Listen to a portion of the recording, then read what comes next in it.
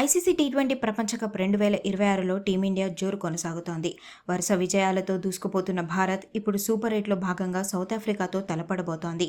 ఈ కీలక మ్యాచ్కు ముందు South Africa head coach Shukri Conrad ఆసక్తికర వ్యాఖ్యలు చేశారు.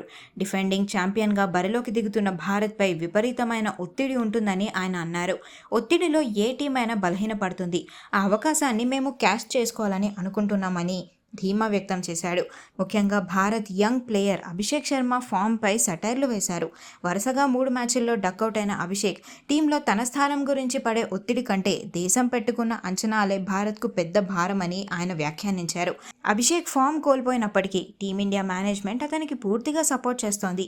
వరల్డ్ కప్ నెంబర్ 1 బ్యాట్స్మెన్ అని, కీలక సమయాల్లో ఖచ్చితంగా రాణిస్తాడని ఆశాభావం వ్యక్తం చేస్తోంది.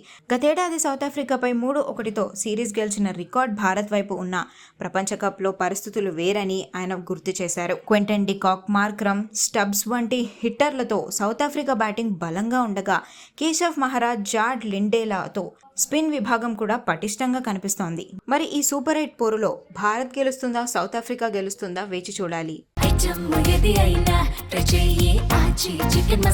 ఆచీ చికెన్ మసాలా